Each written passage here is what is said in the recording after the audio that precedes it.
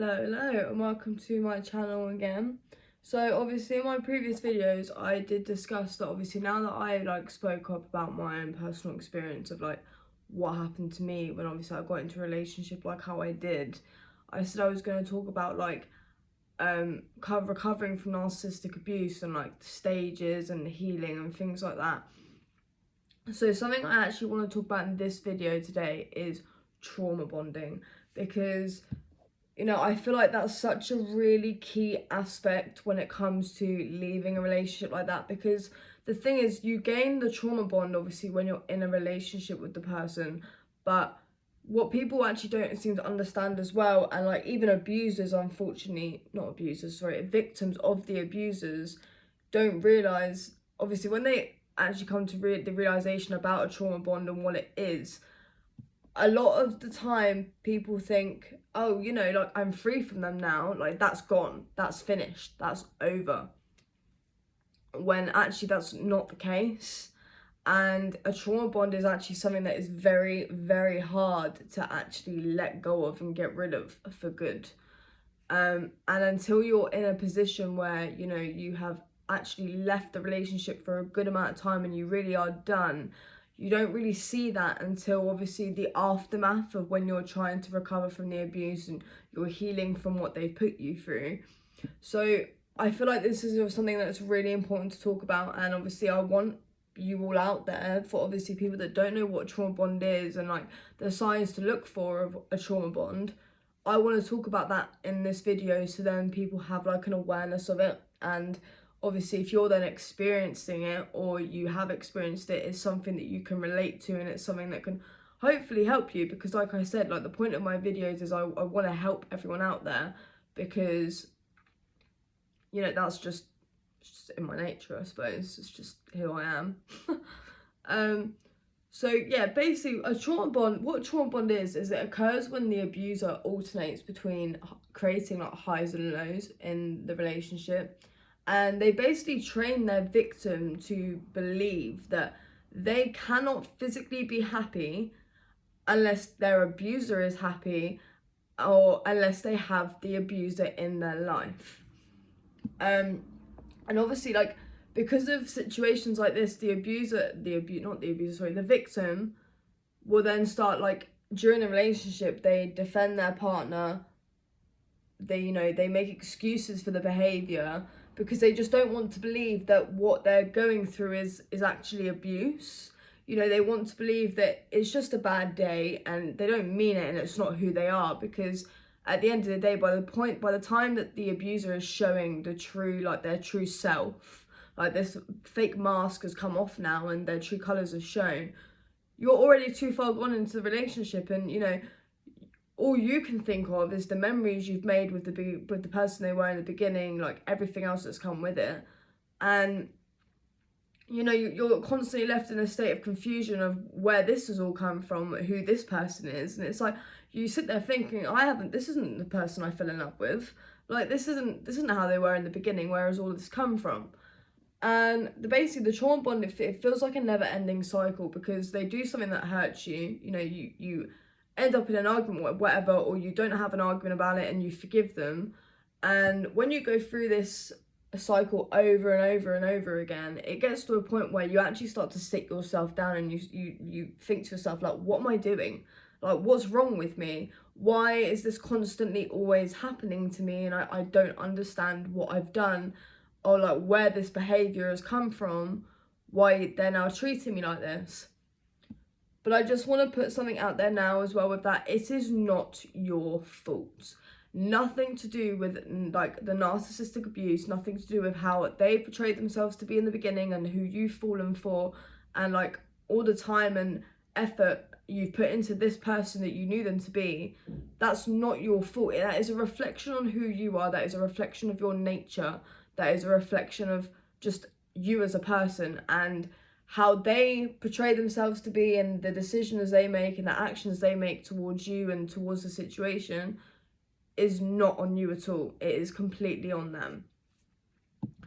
But for me, some victims out there say that they were addicted to the highs and lows of the relationship, and like that's what kept them going back. Because I've read like certain situations of like the dopamine and serotonin levels in your body, like if without them you don't have the right balance of things like that, and that's what makes you run back, because you then start to feel like you're basically worth nothing without them.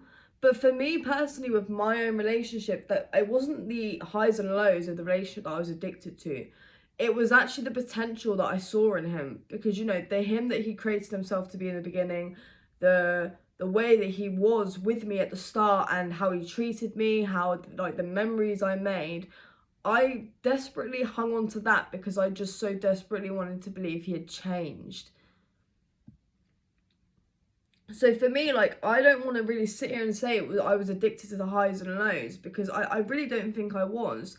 It was generally like the him that I knew him to be in the beginning is what kept drawing me back to forgiving him and going back there with him, because I experienced the loving nature from him. I experienced the love from him. I experienced everything else. And because I invested so much time and so much of myself into that person that they were in the beginning, I just sat there and I thought, no, like, this can't be real. Like, this can't actually be all lies. I can't surely have fallen in love with a completely different person. But the truth is, you have. And yes, it takes time to accept that. And yes, it is very hard to accept that the person that you did fall in love with isn't actually a person, like that it was all fake, it was all lies. But within time, like, that does get easier. I'm not going to sit here and sugarcoat it and say that one day you're going to wake up and be over the situation. It's going to be stuck with you for life. I have come to terms with the fact that everything I was put through in that relationship will always be with me forever. Yes, I've learned to deal with it in like better ways, as like now. Obviously, I'm making a channel, I'm talking about these things. I feel like that is my way of sort of getting closure, because obviously I wasn't able to get closure of the relationship and things like that, because you can't get closure from a narcissist, because they are never in the wrong. So there's no point in you sitting there saying to them, you're an abuser, you've done all this, you've done all this wrong, because they don't care. They knew what they were doing in the start. They knew what it was going to do to you. They knew like this was never going to be a permanent thing. So there's no point in wasting any more time or your energy that you already have done whilst you've been in that relationship by then trying to explain how you're feeling, because you will never get anywhere. And if anything, it will just leave you more damaged in the future, because you had such high expectations of that in itself, let alone them as a person, and it's completely ruined it. But now I want to obviously talk about the stages of a trauma bond. Basically, stage 1 is the love bomb phase. And basically what this is, this phase refers to a manipulative and intense period at the beginning. So the abuser, sets themselves out to be this amazing, great person. They shower you with all of this, like, compliments, how much, they're the one for you. They figure out basically what you look for as an ideal partner and what it is that you want from a relationship for it to be long lasting. And that's what they shower you with. They literally just throw it on you, and it's like, wow, where has this come from? Like, I've actually found someone that I've genuinely been looking for. That's what they do. And this behaviour, they basically do this behaviour to create a powerful and positive emotional connection with their victim. Because, when you're obviously going through that and you're experiencing all this lovely, great stuff in the beginning with this person, they're literally showing you everything you've wanted in a partner, you are going to sit there and think, I found the one. Like, I've found the person for me. But it's obviously not true. So the second phase is devaluation, which basically means gradually the abuser's behaviour will shift from being this lovely, great person, that's going to be there for you, that's going to love you, that's the one for you, to they'll suddenly start to slowly become really cold, the way they act towards you. You know, they'll be really harsh with like things they'll say. They'll snap at you and start calling you horrible names in arguments, and they'll start to criticize slowly, like small things that you do bit by bit. And this is obviously when they may start becoming distant, or they may obviously then, in some aspects with abusers, become controlling, and obviously the obvious one, abusive. And basically what this does to the victim is they start to feel quite worthless because they don't know where this has come from and they don't know how to deal with it. Because they're constantly having this abuse thrown at them, and they're constantly having all this bad stuff being said and done, it starts to obviously impact them as a victim emotionally and everything else. But because you've known them to be so great in the beginning and you've known them to be the perfect person from the start, the victim then holds on to the positive memories and hopes that basically the abuser will change and go back to how they were in the beginning. The third stage of trauma bonding is manipulation and gaslighting. So basically what this will mean is the abuser will deny and invalidate your feelings and experiences and will twist things, which then makes you end up questioning your own sanity and basically like what the real truth of the situation is. So in some like examples of this, let's say they've done something and, you know, you want to pour them up on it. You want to sit there and be like, this is wrong. Like, you've actually upset me now. Like, that's actually genuinely really hurt me, and I want to get that out to you because, you know, communication is key in a relationship. It is genuinely really key. It's important to be able to express how you're feeling. It's important to be able to express that if they've done something to you, that you can openly talk about that, and it's a healthy relationship. But if you do this with a narcissist, you know, they will twist it and they will basically make you feel that what you're feeling is wrong. You know, you're not allowed to feel that way, and they don't understand why you're feeling that way because they've not done anything for you to feel that way, basically. And because they do this on such an extreme and so over such a long period of time, that's what then makes you start to question, like, why am I feeling this way? Why, like, actually, what is there to be obsessed about? Even though there really is generally something to be upset about, because at the end of the day, they have done something wrong to you. They get so much in your head from the manipulation and the gaslighting that you then start to believe that all your feelings and everything you're feeling and how you felt in the situation is wrong. It's not how you should feel. The abuser may even project their abusive behavior onto you and accuse you of being the abusive and toxic one. So for an example with my relationship that I had, I'm not an abusive person. Everyone that knows me knows I would never lay harm on my partner. But obviously, if you have listened to my video talking about my abusive relationship, I explained that during a physical situation I had with him, he grabbed me up here and pushed me into the wall and pinned me down on the sofa by my wrist. So the only thing that I felt I could do in that moment in time was kick him in the stomach to get him off me. You know, that I don't feel is me being abusive. That is me in a situation where I felt scared and it triggered something in me from my past experiences, and I was just trying to get myself out of a dangerous situation and keep myself safe. But he then turned around and said to me, you know, that he was going to report me to the police for abuse because I kicked him in the stomach. So it's things like that. And what this can do to the victim with manipulation, gaslighting, it can cause confusion because they're constantly shifting the blame onto you. So, you know, when they react to something in the way that they do because they're abusive, it's your fault.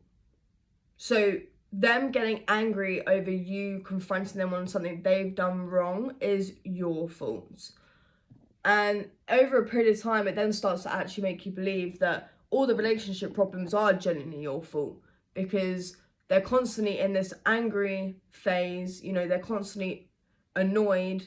There's constantly always something that's annoying them and making you get into arguments. And because you're only ever being told everything is your fault, it tricks your brain, and your brain starts to believe that actually I am the problem. Even though you are not the problem, I want to literally just stress that right now. You are far from the problem.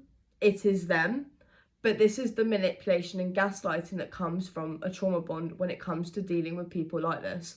So then after a period of time, you then start to doubt your own thoughts, and you start to doubt like all of the stuff that you know that has happened, and you start to think, actually, did this happen, or have I just made it up? And obviously experiences that have happened, because everything's your fault and you've started this and you've caused it. You start to then doubt everything that you know to be the truth. And again, it is not your fault. The fourth stage is denial and rationalization. So I don't know how to pronounce it. Cognitive dissonance. I think that's what I read. Cognitive dissonance, which is holding two conflicting thoughts. So that is, you've now recognized like the abuse. You're now like in a point of the relationship that you're starting to see that for who they really are and what this actually is.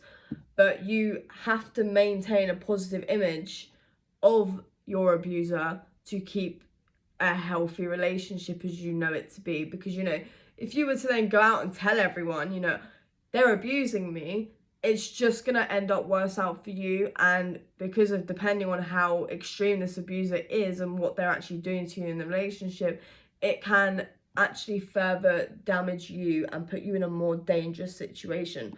Because I'm not being funny as well, unfortunately, in a lot of like DV relationships, you end up hearing stories about the victim being killed by their abusive partner. And, you know, God forbid everyone, rest in peace dearly, everyone that has unfortunately had that happen to them and they're no longer here because of their abuser. That was something that I genuinely really feared was actually going to happen to me one day if I didn't get rid of him.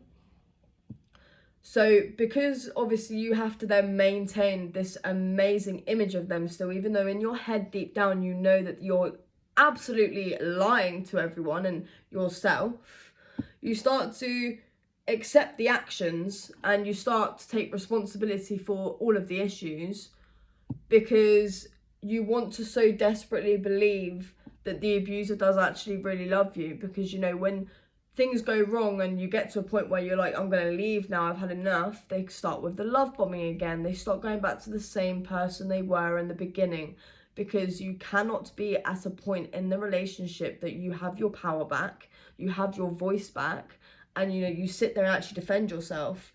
Because you're not allowed to have confidence in yourself, you're not allowed to have a voice, you're not allowed to have any of that. You have to solely depend on them. So that's obviously like the fourth stage. The fifth stage is then the trauma bonding. And I feel like as well, traumatic events actually play a very crucial role on the development of a trauma bond. And this is when a deep emotional like bond forms between the victims and the abuser due to like the extreme situations that have happened between you both. And whether it's positive, negative, you know, you're going through the whole thing with them. Because in relationships like this, like for me personally with my own relationship, when things were really, really good with me and him, we were generally on a really big high. Like, I cannot explain or express how happy I was with him when we were on good terms, everything was fine. But when we were on really bad terms, it was just the worst thing ever. And I just did not want to be around him. I didn't want to be with him. I just didn't even want to be here on this earth. Like, I cannot express how quickly it goes from 0 to 100 in a relationship like that. And basically, like, what a trauma bond does is it makes you feel a stronger attachment to the abuser. And because of this, it becomes extremely challenging to actually leave them.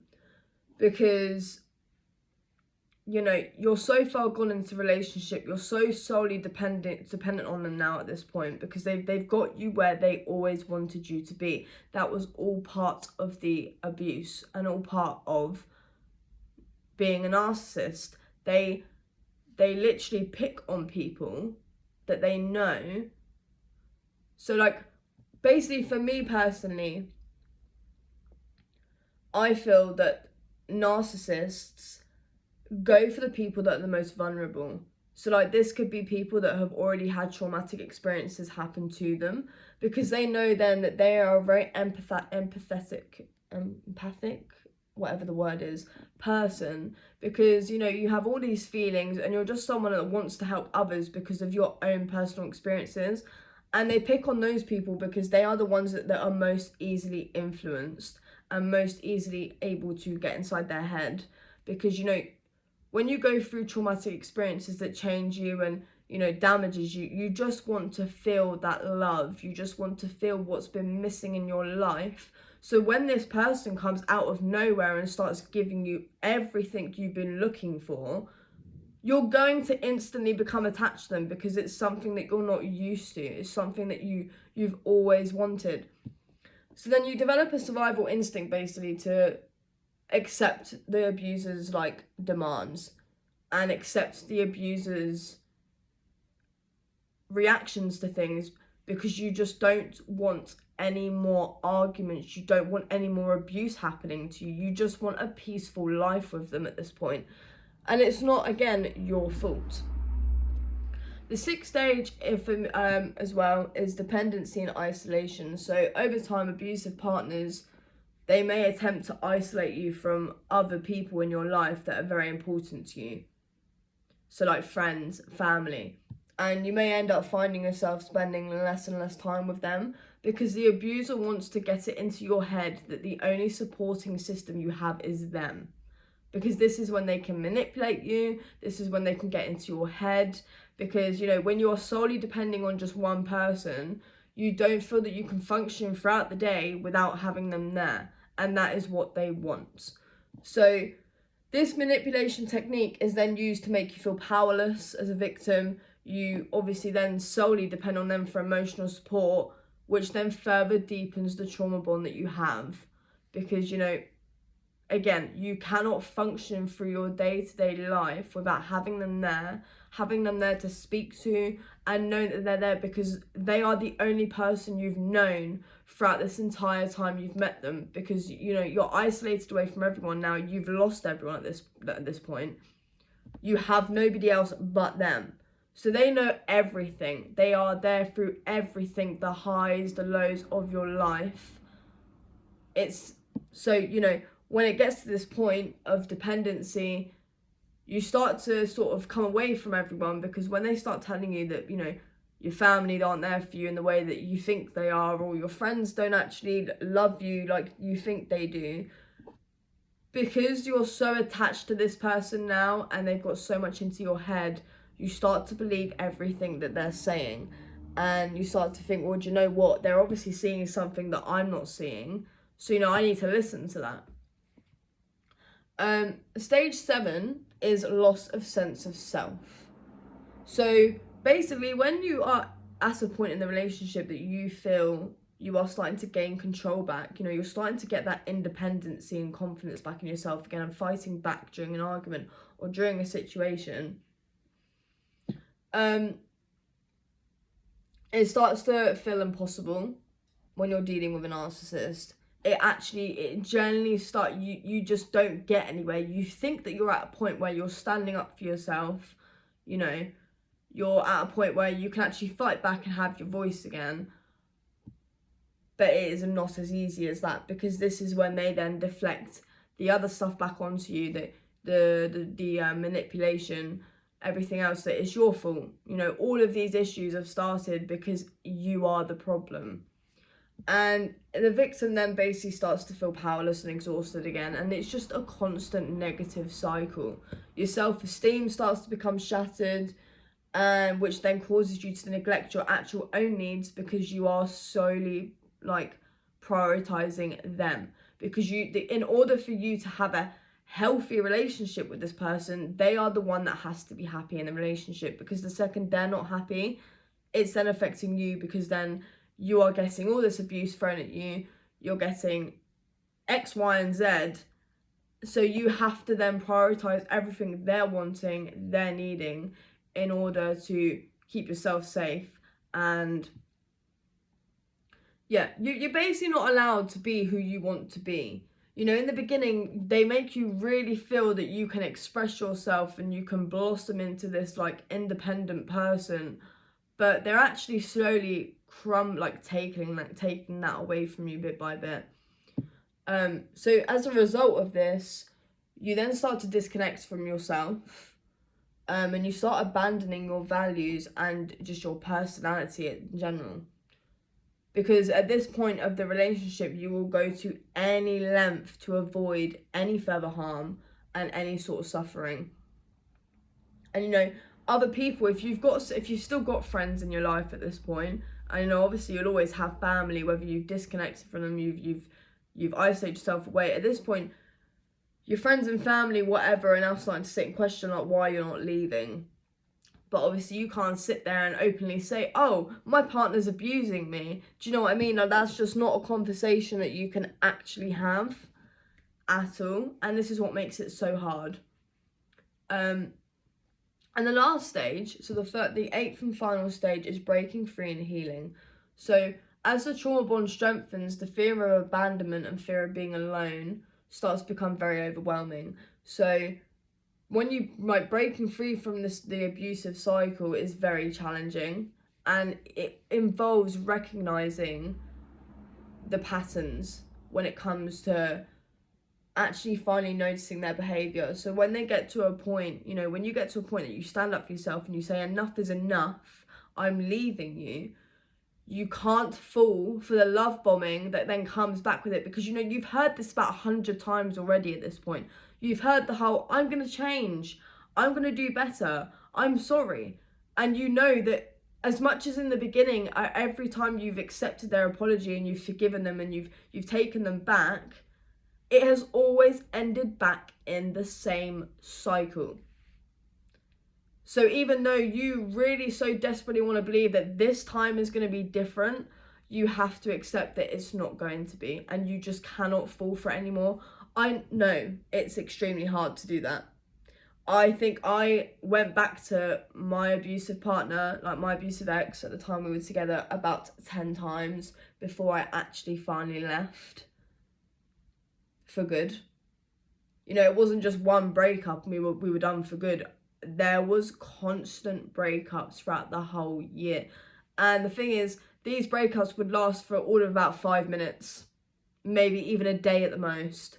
But I would always go back because of my trauma bond that I had with him. But I didn't realise at the time that it was a trauma bond. I didn't even know what a trauma bond was. I didn't even know that word, like that phrase, whatever it is, even existed until I actually started researching like narcissism and people like him to understand like what the hell I went through. Because obviously I knew it was abuse and things like that, but there were so many other aspects in the relationship that just wasn't normal, really was not normal. And I needed to understand for my own like sense of self and understand for my own personal well-being like what I actually went through. And this is when I then actually understood like and started learning what a trauma bond is. So basically, like when you leave obviously the abuse and you've left for good, the healing process is an opportunity to reclaim your identity back, you know, really start actually finding yourself again and becoming the you that you were before you met them. Obviously, unfortunately, the reality is you will never ever be the same person you was before them. You like, unfortunately, the harsh truth, I'm not going to sugarcoat things because that's not what my videos are for, but regardless of the healing you do, the effort you put into, you are never ever going to go back to being the you that you was. The only thing you can do is heal from what you've been through, accept that it wasn't your fault, and accept, you know, that this has happened to you. And you just have to find ways to reconnect with yourself again. You will never be the person you was because you know you've got all this trauma now that comes with what they've put you through. You've got all of this like experiences, you've got all of this problems that are going up in your head, these thoughts that are never ever going to go away. Unfortunately, that is just the harsh truth. Like for me, when I left, I had to go to counselling. I never in my life ever thought that I would ever sit and say that I had to go to counselling because of somebody. But I genuinely had to go to counselling because I did not know what to do with myself. I felt so lost. I felt like, I couldn't be someone without him. And that is trauma bonding. That is what they do. That is the manipulation. That is the way that they get you to where they want you to be, to keep you there forever, really. Initially is their actual goal. They never want you to leave. And you just have to understand that the abuse is not your fault. And you have to remember that, in previous relationships, like, whether it ended badly, or it didn't end badly, when that partner that you had before was kind to you, was lovely to you, and you didn't have all these explosive arguments, this explosive abuse, you have to understand that that is actually what you truly deserve. You deserve somebody who's going to sit there and basically like how they are in the beginning, but stay being that way. Don't then unravel this mask of somebody and become this horrible, nasty person, and you're sitting there left thinking, what the hell is this? Or who the hell are you? Like, who actually are? I don't know who you are. And that's something I had to really, I found very hard to accept. I found extremely hard to accept because I sat there and I thought, I've genuinely fell in love with a complete lie. How has he managed to portray himself to be the way that he did, knowing full well that I was falling in love with him and just did not care? I actually did not care that he knew he was portraying himself to be someone fake. And the harsh reality, like, I found so hard to accept was that I fell in love with a lie. Because, love isn't something that you play around with. Love is a genuine, real emotion that you don't move past. A lot of people say that you get free loves in your life. And I, to this day, don't even know if I can even sit there and express that he was love. Because, yes, it was real love from my part. And yes, it was real love that I felt towards him. But the relationship as a whole was not love. It really wasn't. For the first 3 months it was, but it was fake love. It wasn't real love. And that's what I found so hard to accept. And I basically did a lot of research as well. And this is where it comes into why I said that narcissists pick on the most vulnerable people. So, in aspects, basically, they go for people that already have trauma. And I feel like a lot of the issues that have come with me, with like the people I've picked to date in the past, and accepting, like the bad, negative behaviour, is because when I was younger and my dad was an abusive alcoholic. So, what I thought love was what I was growing up knowing, which was, to not have boundaries, to not have respect. And I feel like I've seeped that into people growing up as I've grew up into my adulthood, because that is all I ever knew as a child. But because I then started to learn that that isn't actually real love and that isn't how you're supposed to treat somebody, I just wanted to help anyone out there that was remotely going through the same issues or was remotely like experiencing something, because I felt like in my nature was to fix them. Because I wanted nothing more than to fix the relationship I had with my dad. He's no longer here on this earth because of his drinking, but he genuinely was the first man to break my heart. Like, if I sat and as I grew up, I started sitting there thinking, if my own dad, my own flesh and blood, who is my dad, who brought me into this earth, has no respect for me, does not care about me, because the hospital said to him, I didn't know this, obviously I was a child, I was too young to understand this part of it, but as I grew up, I then was told that, he was given the chance to turn his life around and he would watch me grow up. He'd still be here to this day if he changed his ways and stopped the drinking. And he still chose alcohol over me. And that's something that I have really found very hard to come to terms with, in my adulthood. Because, I've had to sit there and like watch other people have these great bonds with their dads, and you know, I sit and think like, I didn't have that, and like, why did I not have that? Like, why was I not enough for the one, like, a parent that's supposed to be there for me, watch me grow up and teach me like the way of how to be? And because I was so used to toxicness, I was so used to